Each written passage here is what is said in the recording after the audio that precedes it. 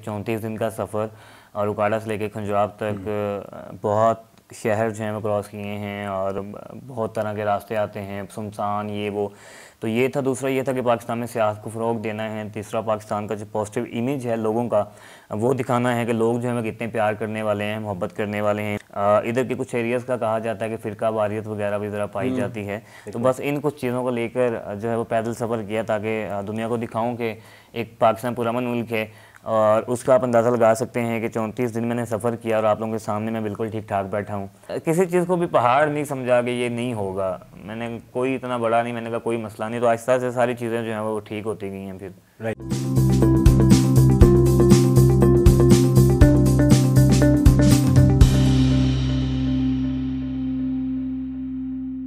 Programme जस्तजू के साथ मैं हूं अमजद अली। पाकिस्तान बिलउमूम और गिलगित बल्तिस्तान बिलखुसूस एक ऐसा खित्ता है जहां पे बहुत ज़्यादा डाइवर्सिटी है।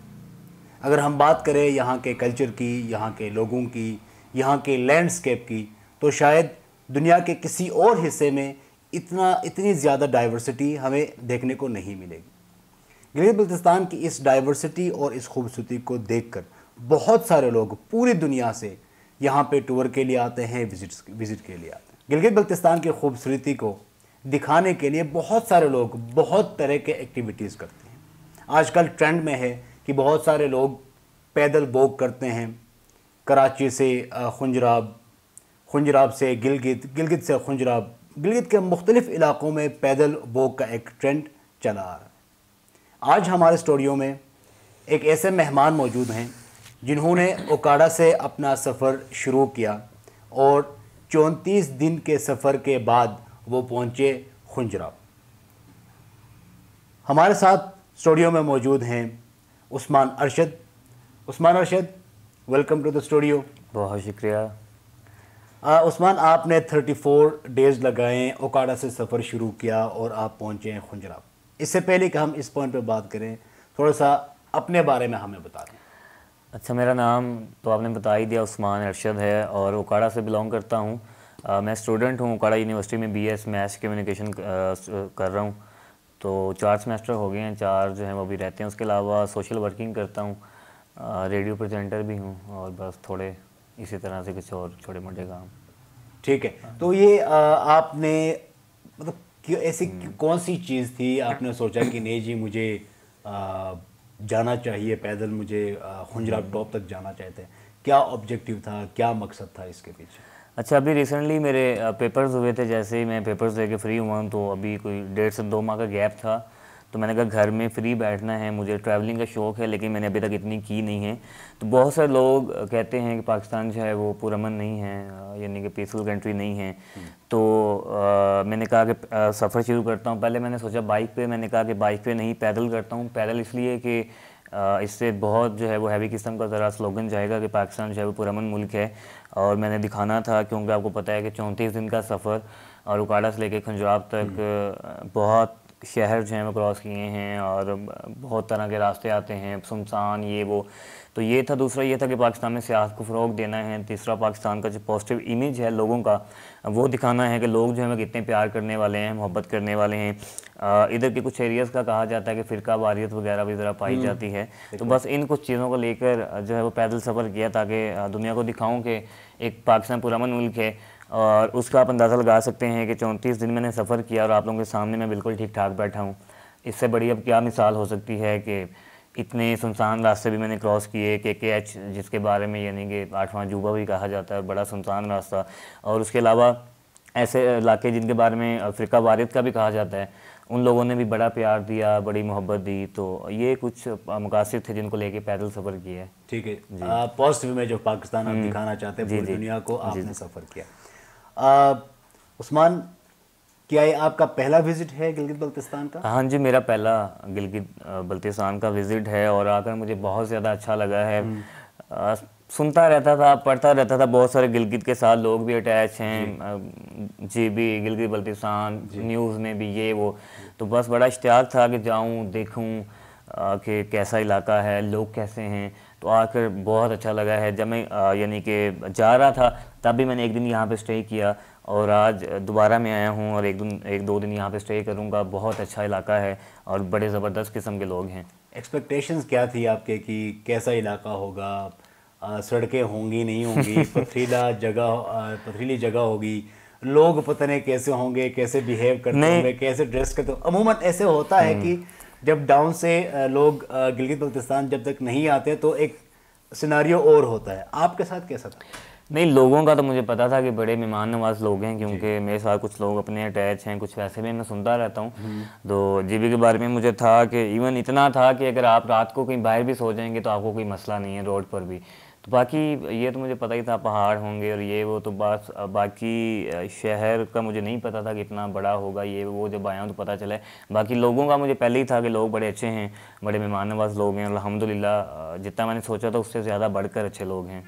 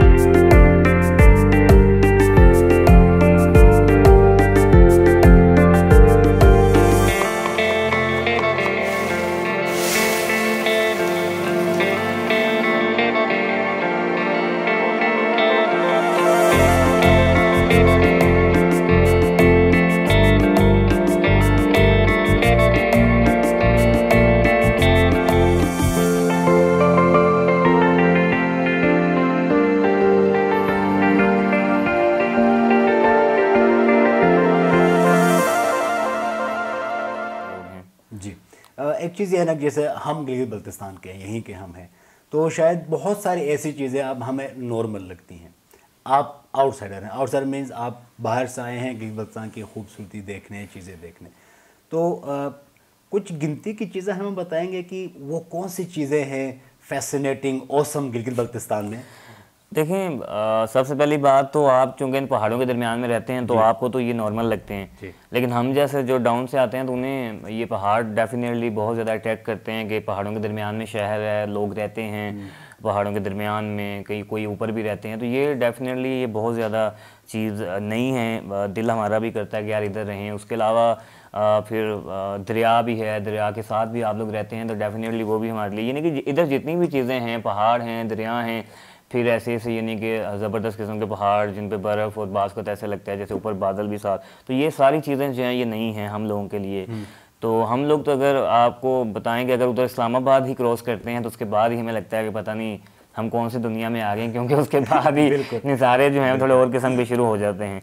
और फिर जैसे जैसे आप क्रॉस करते जाते हैं तो फिर यानी कि पीछे आप भूलते जाते हैं कि पीछे क्या था, क्योंकि आगे बहुत ज़बरदस्त किस्म के नज़ारे होते हैं। बिल्कुल ऐसे ही है उस्मान, जैसे हम शहर की तरफ जाते हैं तो इतने बड़े बड़े खेत हमें देखने को मिलता है, हमें हैरान, हमारे इतने छोटे खेत पंजाब में, इतने बड़े बड़े खेत, हम वहाँ उन चीज़ों से फैसिनेट होते हैं। अब जाहिर है इतना एक ज़बरदस्त आपका सफ़र रहा है, आपने बड़ा एंजॉय किया है। ऑफ कोर्स आपने थोड़ी देर पहले कहा कि 34 दिन गुजारने के बाद भी आप सही सलामत हैं, बहुत अच्छी बात है। जाहिर है कुछ चैलेंजेस तो आए होंगे, कुछ हार्डशिप्स आई होंगी। वो कौन सी चैलेंजेस थी, हार्डशिप्स थी जिनको आप ज़िंदगी भर याद रखेंगे, और जब भी आप गिलगित बल्तिस्तान की बात करेंगे किसी से तो ये चीज़ आप उनको सुनाएंगे? गिलगित बल्तिस्तान की नहीं, इस सफ़र की जब भी बात होगी, पूरे सफ़र में ये है कि क्योंकि पहली दफ़ा इतना लंबा सफ़र किया तो तीसरे दिन ही जो है वो मेरे पाँव में छाले पड़ गए और फिर काफ़ी यानी कि पाँव की बहुत ज़्यादा बुरी हालत थी। उन छालों के साथ भी मैंने सफ़र किया। उसके अलावा यानी कि गर्मी पंजाब की आपको पता है बहुत ज़्यादा है, गर्मी बहुत ज़्यादा थी। फिर 17-18 kg का बैग उठा के इतनी गर्मी में चलना, ये कुछ चैलेंजेस थे, लेकिन उनको अपने ऊपर हावी नहीं होने दिया। मुझसे बहुत से लोगों ने पूछा कि एक दफ़ा भी जहन में आया हो कि ये सफ़र क्यों शुरू किया या नहीं करना चाहिए था। तो मैंने कहा कि ज़िंदगी में दो ही चीज़ें, या करनी है या नहीं करनी, दरमियान में कुछ नहीं है। मैं जब गुजरांवाला पहुंचा तो मेरा गुजरांवाला में स्टे नहीं था, मैंने वज़ीराबाद स्टे करना था, लेकिन वहाँ मेरे पाँव जो है वो जवाब दे चुके थे। फिर मुझे वहाँ मजबूरन स्टे करना पड़ा। तो उन्होंने मुझे कहा कि एक दफ़ा घर वापस चले जाओ, फिर दोबारा आना। मैंने कहा कौन जाए और कौन दोबारा आएगा। तो बहरहाल मैंने यानी कि छालों के साथ भी सफ़र किया, लेकिन वो मैंने इतना बड़ा कोई पहाड़ नहीं समझा। वो मुझे पता था शुरू में भी होना है, उनके साथ भी चलता रहा। फिर आहिस्ता आहिस्ता आदत होती गई, पाँव भी, बस वो पाँव को भी आदत होगी। तो कोई इतना ख़ास मैंने महसूस नहीं किया कि कोई बहुत बड़ा चैलेंज आया हो। ठीक है। हाँ जी। भूख, प्यास, नींद, इनको लेके कोई ऐसा वाकया जो आप हमारे नाज़रीन के साथ शेयर करना चाहेंगे? प्यास लगती थी, पानी ज़्यादा पीता था। भूख का जो सिस्टम है वो उल्टा हो गया था, नहीं लगती थी। खाने के लिए बैग में बहुत कुछ था जो कि अभी भी वैसे का वैसे ही पड़ा है, नहीं खाया। बहुत सारी चीज़ें थी जो रास्ते में बच्चों को दे देता था, तो बहुत सारी चीज़ें जो कि ज़ाया हो गई, जैसे फ्रूट्स वगैरह था, नहीं खाता था, फिर वो मजबूरन फेंकना पड़ा। पानी फ्राहम किया बिल्कुल, बहुत सारी लोगों ने मैं रोकता भी था, लेकिन उसके बावजूद वो दे देते थे। फिर उनकी मोहब्बत समझ के रखना पड़ता था। फिर मैं आके बच्चों को दे देता था, क्योंकि वो मुझे पता चल चुका था कि मेरे से खाया नहीं जाएगा, मुझे भूख नहीं लगती थी। मैं गर्मी में भी चाय पीता हूँ, लेकिन शुरू वाले दिनों में जब तीसरे चौथे दिन मेरे से कोई चाय पूछता था तो मैं ऐसा कहता था फ़िलहाल नाम ना लें। वो मीठा सुन के मुझे ऐसा लगता था जैसे वॉमिटिंग होने लग जाएगी। चाय से याद आया, गिलगित बल्तिस्तान में आपको नमकीन चाय किसी ने पिलाई? नहीं, वो पूछते थे, लेकिन डेफिनेटली मैंने यही कहता था मैं मीठी चाय पीता हूँ। ट्राई किया आपने कभी नमकीन? नहीं, मैंने फीकी तो की है, नमकीन कभी ट्राई नहीं की। चलें, आप एक मरतबा ट्राई करके देखें, आपको उसका जायके का आपको अलग पता चल जाएगा। तो बस ये कुछ था, यानी कि शुरू वाले दिनों में बहुत सारे चैलेंजेस थे खाने को लेकर। मुझे खुद भी थोड़ी टेंशन थी कि खा नहीं रहा, सफ़र अभी बहुत ज़्यादा पड़ा है तो क्या बनेगा। लेकिन मतलब कि किसी चीज़ को भी पहाड़ नहीं समझा कि ये नहीं होगा। मैंने कोई इतना बड़ा नहीं, मैंने कहा कोई मसला नहीं। तो आहिस्ता से सारी चीज़ें जो हैं वो ठीक होती गई हैं फिर। राइट। हाँ जी। उस्मान साहब, हम थोड़ा सा बात करते हैं, जैसे कि जो अभी पीटीआई की सिटिंग गवर्नमेंट है वफाक में भी और इधर भी गिलगित बल्तिस्तान में भी, तो टूरिज़म के ऊपर एक बड़ा फोकस है, पॉलिसीज़ बन रही हैं, सारी चीज़ें हो रही हैं। आप इतना पैदल वॉक करके चीज़ें हो गई, आप क्या समझते हैं एक डोमेस्टिक टूरिस्ट को किन किन इश्यूज़ का सामना होता है जिनको अगर हल किया जाए तो एक तो टूरिज़्म भी बढ़ेगी और उस टूरिज़्म का एक अच्छा इमेज इंटरनेशनली जाएगा? देखें, इसमें गवर्नमेंट और टूरिज़्म जो है, टूरिस्ट हैं, उन दोनों का जो है यानी कि वो काम है। यानी गवर्नमेंट जो है डेफिनेटली टूरिज़्म पे काम कर रही है, यानी कि रोड्स वगैरह जो हैं उन पे काम हो रहा है। अगर गवर्नमेंट को लेकर बात कीजिए तो वो डेफिनेटली रोड्स ही हैं जिनकी मैं बात करूंगा कि बहुत प्रेजेंटेशन सेंटर्स भी हो सकते हैं। जी बिल्कुल, बहुत से रोड्स हैं जो कि अभी यानी कि जिन पे काम होना चाहिए, जो कि नहीं बने हुए, जिसकी वजह से आपको काफ़ी मुश्किलात का सामना करना पड़ता है। ठीक है, बाकी टूरिस्ट आपको पता है कि डेफिनेटली डाउन से सारे लोग आते हैं। वो हम लोग सारी ये खूबसूरती देखने आते हैं, लेकिन बहुत आपको पता है कि रैपर्स वगैरह जो हैं वो हम फेंक के चले जाते हैं। तो ये अच्छी चीज़ नहीं है। हम वेट उठा के ले आते हैं, लेकिन जब वो वेट लेस हो जाते हैं तो फिर हमसे नहीं उठाए जाते। ये आपने इस पे बरला मैं क्या कह सकता हूँ, क्योंकि वो जितना मर्जी कह लें वो समझ नहीं आती है बात। जी, ये एक बहुत ही वैलिड और एक बहुत ही कंसर्न जो है ना आपने पॉइंट रेज। मैंने रास्ते में भी देखा कि मेरे आगे से भी बोतल कार्स में से कोई ऐसे जा रही है, कोई बाएं जा रही है, लेकिन डेफिनेटली कुछ नहीं कर सकते। अवेयरनेस दे सकते हैं। जी, अवेयरनेस दे सकते हैं, लेकिन देखें जब आप इतने पढ़े लिखे होने के बावजूद भी वो फिर मतलब अब मैं क्या कहूँ, यही कहते हैं ना कि पढ़े लिखे जाहिल लोग जो हैं, फिर वो यही वाली बात है। बहरहाल ख्याल करना चाहिए, आप उसको जिसमें लेकर गए उसी में डालें, और जब कोई बास्केट वगैरह नजर आए उसमें डाल दें बस। उस्मान अरशद एज ए गिलगित बल्तिस्तान का चाहने वाला, ये जो रैपर वाला मामला है इसके लिए क्या कर सकता है? देखें, मैं आज भी आ रहा था तो मैंने देखा रास्ते में स्कूल के बच्चे थे जो कि रैपर्स वगैरह उठा रहे थे। तो डेफिनेटली मैं भी जो है जहाँ पे मुझे नज़र आए तो मुझे वो रैपर्स वगैरह उठाने चाहिए, जितने मैं उठा सकता हूँ उनको इकट्ठे करके, तो जहाँ पे कूड़ादान नज़र आए उसमें डालने चाहिए। बहुत सारे ऐसे लोग हैं जो कि आते हैं उधर डाउन से ही, ऐसा नहीं है कि सारे एक जैसे हैं। जी। वो आते हैं, उनमें से भी बहुत से लोग जो हैं वो झील पे जाते हैं, पहाड़ों पे जाते हैं, उन्हें नज़र आते हैं तो वो उठा के लाते हैं और फेंकते हैं। तो देखें, बात सादा सी है, अगर अपना घर सामने से साफ रखेंगे पूरा पाकिस्तान ही साफ रहेगा। बेशक, बजाय इसके कि एक बंदा पूरा पाकिस्तान साफ करे, तो क्यों ना अपने अपने घर का सामने वाला हिस्सा साफ कर लें तो पूरा पाकिस्तान साफ हो जाए। तो इतनी सी बात है, बाकी बात समझ आने की है। जी उस्मान साहब, ये आपका पहला ट्रिप था गिलगित बल्तिस्तान का और शायद ये आखिरी नहीं है। आप आते रहेंगे, बार बार आते रहेंगे। कोई ऐसा आपको कोई प्लान है कि टूरिज़्म के फ़रोग़ के लिए और हेल्दी टूरिज़्म के लिए और इन्वायरमेंट को बेहतर रखते हुए आप आगे कुछ कर सकते हैं, करना चाहते हैं, जीबी गवर्नमेंट के साथ मिलके या दूसरे कुछ इदारों के साथ मिलकर? देखें, बिल्कुल टूरिज़्म को जहाँ पर प्रमोट करने की बात है तो बहुत सारे लोग जो कि अभी बहुत सारी वैलीज़, बहुत सारी लेक्स जो हैं जो कि अभी डिस्कवर नहीं हुई हैं, वहाँ पर जाते हैं। तो ये डेफिनेटली सबसे ज़्यादा प्रमोट। देखें, जो जगह सारे लोगों ने देखी उनका पता है, जिन बहुत सी जगह ऐसी हैं जो कि अभी डिस्कवर नहीं हुई हैं, बहुत से लोग वहाँ पर जाते हैं। वहाँ पर जाना चाहिए डेफिनेटली, मेरी भी कोशिश है, मैं वहाँ पर जाऊँगा। उनको जाके आप उनको डिस्कवर करें, लोगों को भी बताएँ, रास्ता बताएं, कहाँ से कैसे आप आ सकते हैं, क्या उसके दरमियान में मुश्किल है, खर्चा क्या है। इस तरह से टूरिज़्म जो है प्रमोट होगा। बाकी मैं पढ़ रहा था फेसबुक पर ही, पता नहीं कौन सी आबादी थी जहाँ पर कोई लोग गाड़ियों पे गए हैं और उनके खेत वगैरह जो हैं वो सारे डिस्ट्रॉय कर दिए हैं। तो ये बहुत सारे एग्जांपल देखें, ये यानी कि आलूदगी भी इससे होती है। फिर आप गाड़ियों, मतलब गाड़ी पे बैठ के हमें पता नहीं चलता कि बाहर क्या हो रहा है। यानी कि ये तो इधर तो इतना इशू नहीं है, लेकिन पंजाब में अगर बारिश हो जाए तो आपको पता है रोड्स कैसे होते हैं। फिर गाड़ियों वालों को नहीं पता होता कि बाहर क्या मामला है ना, मेरे जैसा कोई पैदल भी चल रहा होता है। तो बहरहाल ये कुछ चीज़ें हैं जिनका ध्यान लाजमी तौर पर रखना है, ठीक है। बाकी आपने भी सुना होगा इस लास्ट वीक के दरमियान तकरीबन 3 से 4 एक्सीडेंट्स हो चुके हैं, ठीक है। तो बजाय इसके कि कभी ना पहुँचें, थोड़ा लेट पहुँच जाएँ, वो ज़्यादा बेहतर है। बहुत बहुत अच्छा मैसेज आपने दिया जी। अब एक, जैसा हमने शुरू में कहा है प्रोग्राम की, एक ट्रेंड बन रहा है वॉक का, पीस वॉक, पॉजिटिव इमेज के लिए वॉक। तो इस बारे में आप क्या कहना चाहेंगे? बहुत सारे लोग अब इस ट्रेंड में शामिल हो रहे हैं। देखें, बहुत सारे लोगों ने मुझे कहा, बहुत से लोगों को नहीं पता शायद, मतलब कि मुझे कहते हैं कि यार आप सबसे पहले हैं जिसने यानी कि ये काम शुरू किया है। अब अगर मैं हूँ तो मैं उन्हें कहूँ कि बिल्कुल मैं पहला ही हूँ जिसने, लेकिन जो बात गलत है वो गलत है। मैंने उन्हें यही कहा है कि नहीं, मुझसे पहले भी लोगों ने ये काम किया है, लेकिन बात ये है कि यहाँ वो सुस्त के में असगर उमी भाई हैं, उन्होंने पंजाब से कराची तक किया था, लेकिन उन्होंने शायद पता नहीं 8-9 साल हो गए उन्हें, तब इतना सोशल मीडिया नहीं था, उनका नहीं पता। मेरे से पहले भी 1-2 लोगों ने किया है, उन्होंने कुछ अपडेट किया है लेकिन मुकम्मल अपडेट नहीं किया। अगर आप मेरी चेक करेंगे अपडेट, तो मेरी पहले दिन से लेके आखिरी दिन तक और अभी तक जहाँ जहाँ मैं जा रहा हूँ मेरी सारी अपडेट है।